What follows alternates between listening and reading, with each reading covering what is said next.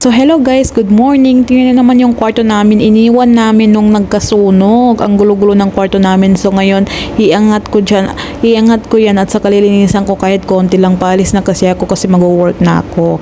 Yan, pupunta na ako sa trabaho at lilinisin ko muna para pag uwi namin is maganda-ganda naman ng room namin. Malinis-linis naman. So yun nga, nagkasunog dito sa aming building. So naghanap kami.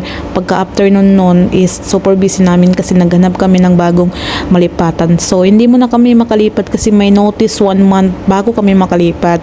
Nagpaalam nga kami doon sa tenant pero sabi niya hindi pa pwede. Sa katapusan pa daw ng October pwede. So, yun, hindi kami makalipat. So, ngayon, maglinis-linis muna ako ng konti dito. Alam niyo guys, gusto ko dito kasi nakikita ko yung sa baba. Nakikita ko yung mga pangyayari sa baba. Char, pangyayari. Nag-dismiss lang ako, no. Hindi nakikita ko kasi yung sa baba at saka maliwalas dito at saka mabango dito.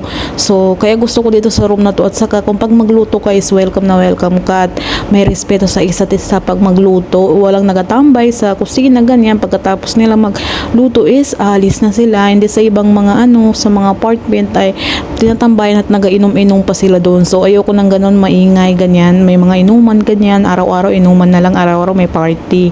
Ayoko nang ganun na apartment. So ito, lilinisan ko yung kwarto ko. Usapang naman tayo guys kung bakit daw hindi ako nag-video doon sa bahay ng amo ko. Hindi ko kayo dinadala doon. So yung sa akin guys is nirerespeto ko yung mga bawal kasi may mga amo kasi dito na mga bawal na yung bahay nila, ipakita sa mga kagaya nito, yung mga video ipakita yung bahay nila at saka yung mga anak nila. Ay may mga bawal na ganun kasi minsan na kasi nasita ako, sinali ko kasi sa TikTok yung anak niya at nakita niya yung anak niya. So sabi niya pwede hindi naman sila nagalit pero nakiusap sila na pakialis. So simula noon is hindi ko na dinadala yung hindi na ako naka-video sa bahay nila, ganyan. Saka nagalinis ako, mga ganyan, mga kwento-kwento, hindi na hanggang labas lang ako. So yun guys, kailangan nirespeto rin natin kasi dito kasi iba dito kasi sa Middle East guys, may mga bawal sa mga amo, may mga ayaw nilang ipakita ang mga bahay nila, is irespeto natin yun. Kahit sabihin nila na gawin mo lahat ng pwede mong gawin, is huwag mong paniwalaan yung guys kasi iba yung pag-isip nila pag sinasabi nila ganun guys para magtrabaho ka mabuti, pero hindi naman. May mga nakasama ko sa accommodation guys na ang tatahimik.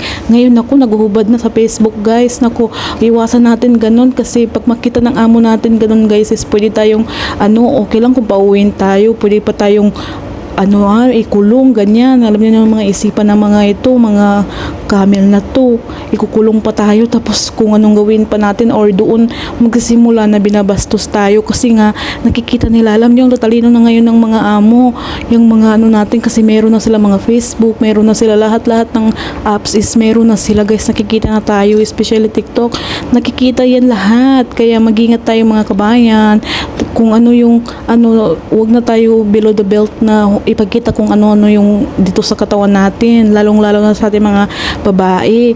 Yan, mag-iingat tayo, wag natin abusuin yung amo natin na mabait sa atin. Yun nga, kaya hindi na ako nag-video sa bahay niya at saka minsan hindi ko na sinasalit, pinapakita yung anak niya kahit hindi ko pinapakita. Meron din naman akong isang 3 yata na video na na-upload na doon ako naglingis ako sa bahay na yun, hanggang doon lang. So yun nga guys, ang hirap ng kuwan dito guys kapag ang maging amo mo ay stricto sa pag-video ganyan, kaya umiwas din tayo. Guys. Hindi porket na sabihin niya na pwede mong gawin kahit anong gusto mo is gawin mo na ipakita ang buong katawan mo. Nako, alam niyo guys, yan ang iwasan natin dito kasi sa uli talagang pagsisisi natin. Iwasan natin kasi nasa Middle East tayo.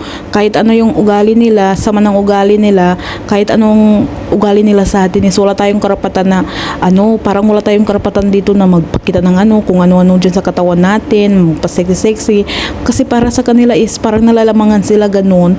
So kaya respeto na lang natin yung mga gusto nila at saka pati sarili natin, irespeto natin ang sarili natin guys kasi siyempre dati tahimik mo ngayon, ipinapakita mo na yung buong katawan mo, buong kaluluwa mo. Chance, ayun ako, ang dami-dami kong dyan sa Facebook na pinapakita na ng buong katawan nila. Sabi ko, nabigla nga ako noon kasi may mga mga kasamaan ako, dati sa accommodation na ngayon guys, parang nasa Viva Max na kami, nasa Viva Max na yung nila, pag gabi nila, grabe ang sexy na nila ngayon, nagpapakita ng buong katawan. So by the way, wala na akong pakialam doon kung anong gawin ng amo sa inyo, is kayo rin ang gumagawa ng gumagawa ng mga sa inyo, makakasama sa inyo. Kaya wala na akong doon, labas na ako doon. Oy, basta paulit-ulit sinasabi na respeto yung kung ano man yung mga patakaran dito sa Middle East, respeto lang. So ganun lang guys, kailangan yun lang ang gawin natin, 'di ba? So ito nga guys, papasok na ako sa trabaho, tapos so ito nga, malapit nga ako sa metro guys, at saka tingnan nyo naman ang bago-bago ng building namin, bakit ganyan ang daming problema. Sige lang, makahanap kami ng may balcony din guys, kasi mas gusto ko may balcony na building, kasi parang kapag may problema ko or naboboring ako, is tinitingnan ko yung mga sakyan, yung mga bahay-bahay, ganyan. So ang lungkot ng daan ngayon, ang lungkot nako. That's all for today. Thank you guys, thank you for following me. Mwah.